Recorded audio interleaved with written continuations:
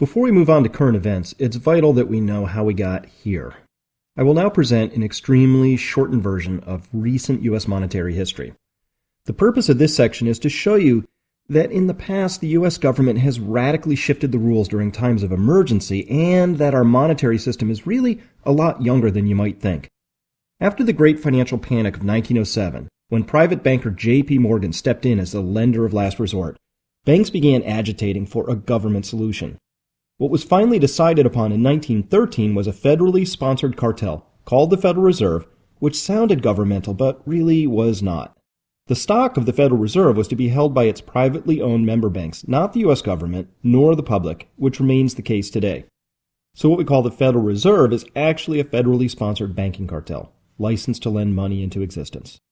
One of the main arguments for creating the Federal Reserve was to have a central bank able to step in and prevent losses from panics. How did that work out? Not very well. Instead of simply being a lender of last resort, the Federal Reserve had helped provide the necessary fuel for a speculative bubble in stocks that burst in 1929 with devastating effect. Among the financial consequences were numerous bank failures, a money supply that shrank by nearly a third in just 3 years, and in 1933, the U.S. government effectively declaring bankruptcy. At that time, newly elected President Franklin D. Roosevelt decided to counter the falling money supply in a most drastic manner. He ordered the confiscation of all privately held gold and immediately devalued the U.S. dollar. Up until this time in history, America was on the gold standard, which meant that each paper dollar in circulation was backed by a specific amount of gold, which the paper dollars could be exchanged for upon demand. Prior to the gold seizure, it took approximately $21 to buy an ounce of gold, and afterwards it took $35. And soon after that, contractual obligations of the United States government, such as bonds payable in gold, were nullified with the approval of the Supreme Court. This just goes to show how governments, in a period of emergency, can and will change rules and even break their own laws, even if those laws are written into the Constitution.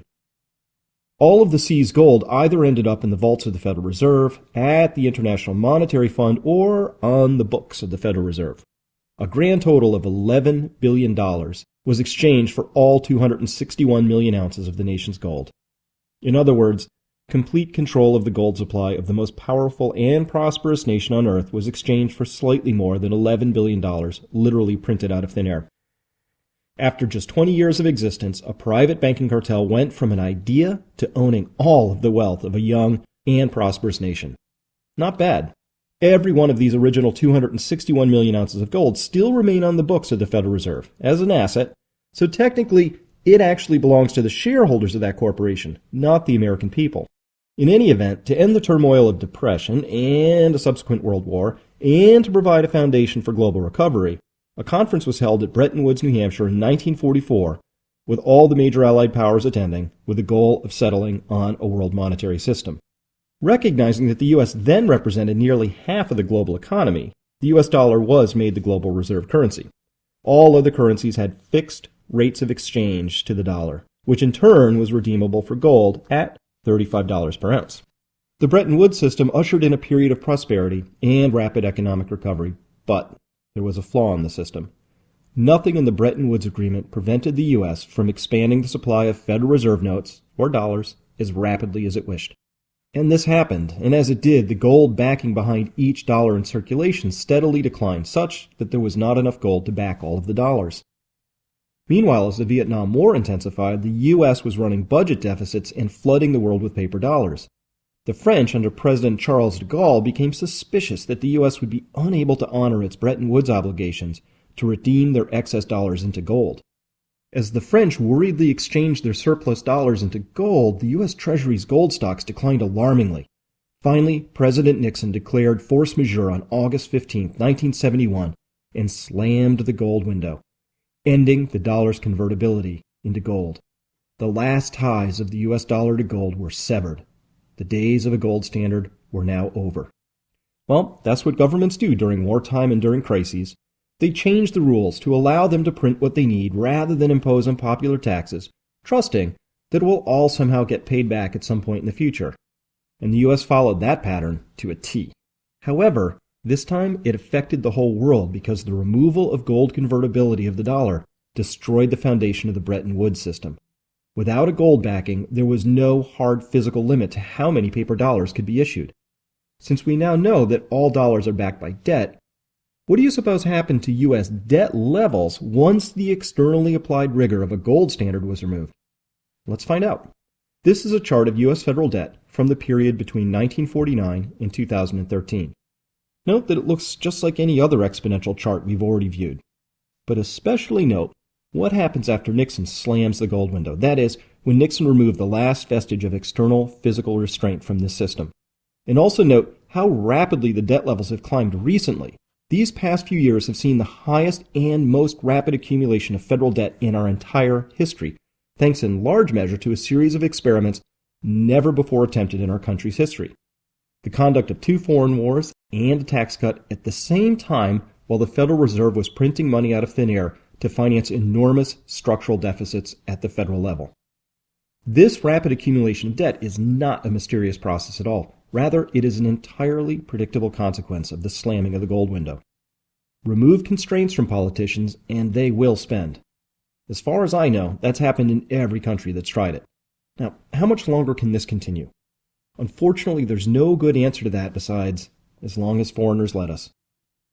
A second predictable and related consequence concerns the total amount of money in circulation. Remember, all money is loaned into existence, so the shape of the federal debt chart should tip you off to the shape of this next chart of money. This chart is of U.S. money from the years 1959 to 2013. The first thing we can note here is that it took our country over 300 years, from the very first Pilgrim until 1973, to generate our first $1 trillion of money stock.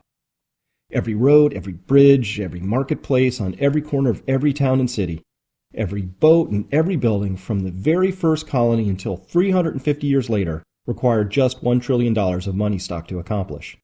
Now, we're creating $1 trillion in just under a year. My question to you is, what will it be like to live here when our nation is creating $1 trillion every 6 months? How about every 6 weeks? What about every 6 hours? 6 minutes? Where does this stop, if not in hyperinflation and the destruction of the dollar and, by extension, our national prosperity?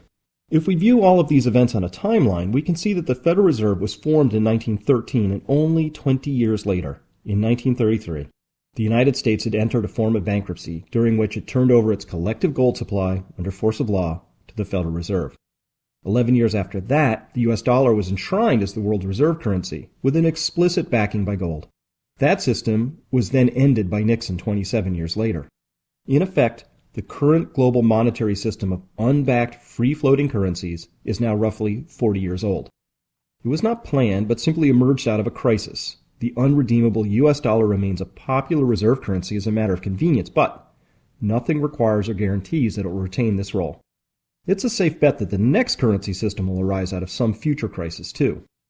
Only the U.S. is able to use its eroding reserve currency status to borrow and print dollars to pay for its trade deficits and fiscal deficits.